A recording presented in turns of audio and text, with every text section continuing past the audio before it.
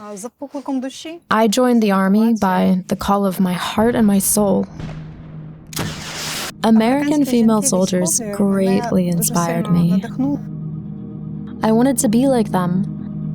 As a lawyer, I know well that in the Russian Federation, there are no human rights, no justice, no rule of law. When I see an enemy herd approaching, for us, it's a sweet target. One shot, two, we strike the target. There are over 62,000 women in the armed forces of Ukraine. One of them is Olha Bihar, known as Witch. How did the owner of a law firm become an officer and artillery unit commander? And what a mortar is capable of in modern warfare. The efficiency level of my unit's work is 70%, which means that out of 10 shots, 7 hit the target. This is a great score, considering that we use a whole variety of ammunition. So a mortar can fire 12 different types of ammunition, with different powders, different ballistics. Calculating and doing all this, keeping all these numbers in mind, it's a lot of work. Which is used to holding a large amount of information in her head and being in charge. She was born in the eastern Ukrainian city of Kramatorsk, earned 2 higher education degrees, founded a successful law firm, and was preparing to become a doctor of philosophy and law.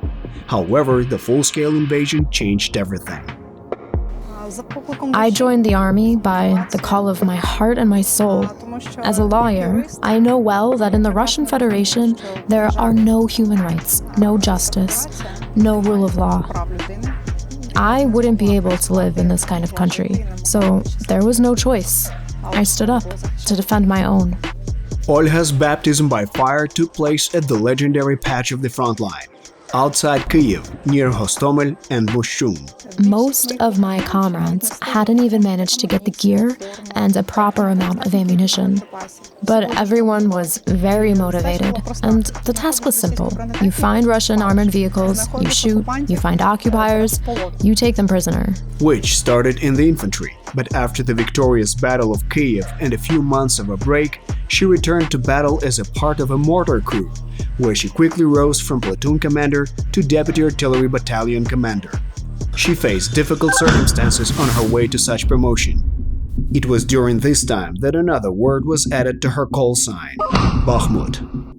What was happening in the Kyiv region couldn't be compared to the fight against Wagner troops near Bakhmut.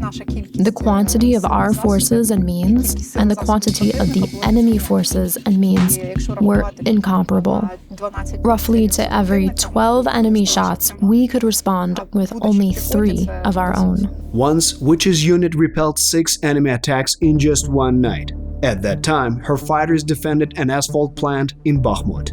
The artillery crew reported that they needed an hour to deploy and provide artillery support.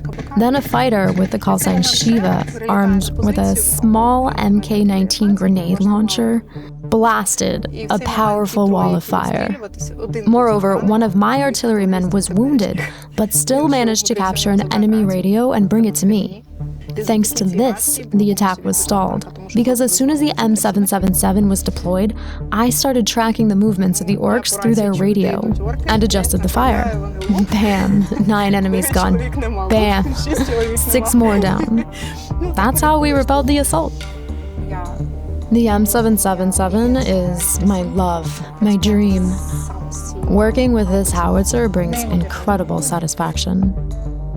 One of these howitzers solves about 80% of the problems I face on the front line.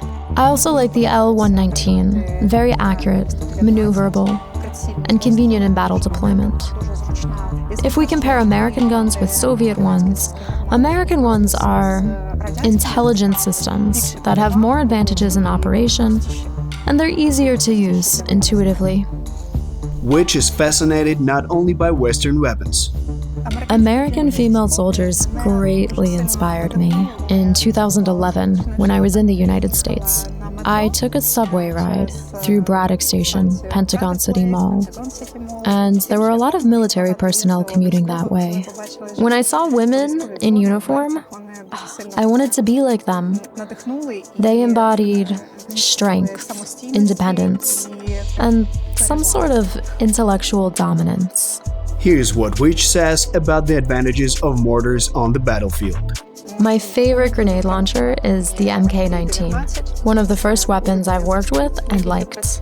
A mortar crew is quite a serious combat unit that inflicts serious damage. It has a high rate of fire, a wide radius of fire impact. Anyone from infantry will tell you that there's nothing worse than being targeted by a mortar, because you don't understand where the fire is coming from. You just hear the whistle and the explosion right after. A mortar can hit a ravine, a little hole. A drone can't descend into a ravine because it loses connection there. A howitzer can't hit it either because it doesn't have the same flight trajectory. But a mortar can hit even the most inaccessible places.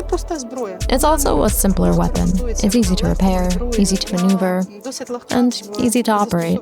Usually, Witch coordinates the work of her units from a command post. It's normally a dugout or some basement where people live next to mice. There are lots of monitors, radio stations, maps.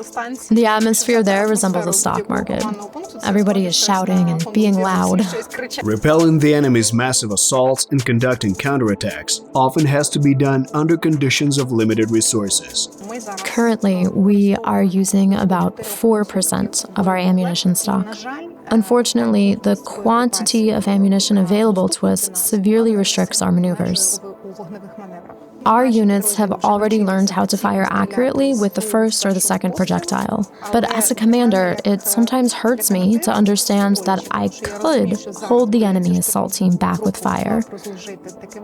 But I'm limited in ammunition, being only able to use 15 shells, while the enemy sometimes launches 5 or 6 assaults at once. You could hit them, you already have the guns adjusted, but you're simply empty-handed. When we move out to positions, we're as lightweight as possible. We're not like assault groups or infantry. Of course, we wear certain individual protective gear, body armor, pouches, and helmets. Ballistic glasses are a must-have because the powerful recoil from explosions throws earth at you. Secondary fragments flying too. Of course, earpieces. We mainly use sword-in. They're a bit expensive, but new eardrums will cost more.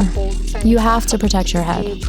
I chose an unusual cover for myself, a mitznefet, an Israeli army head cover. It blurs the contours of the head, making you look like a rock from above. It saved me once from an FPV drone. I heard the sound close by, so I squatted under bushes. It kept hovering above me, but eventually it passed by. A tablet is our true weapon, because all the calculations are mathematical, all the chats, all the information, it's all there. Protection must be reliable, as mortar units on the battlefield are crucial. Artillery and mortars in particular are a priority target. All attention of unmanned systems is focused precisely on guns, mortars, self-propelled howitzers, and tanks, because these are the ones that can inflict serious damage on the enemy. However, according to Witch, Russian artillerymen lately don't hit as often and focus more on quantity than precision. In Russia, artillerymen had quite good training, but I say this in the past tense. Now the quality of their work has greatly declined. For example, from radio interceptions, we learned that one of my key positions was chosen as a target for Grad rockets. Everyone took cover. We were waiting. Everyone was tense. When the attack started, I figured out that the 2 Grad systems were firing, but looking at the radars, I saw that the nearest projectile fell 350 meters from my position. What would I like to address to Russian military personnel? Perhaps let them ask themselves, what are you fighting for? Why are you doing this? What is the goal? They very rarely can answer these questions. However, Witch knows what she's fighting for.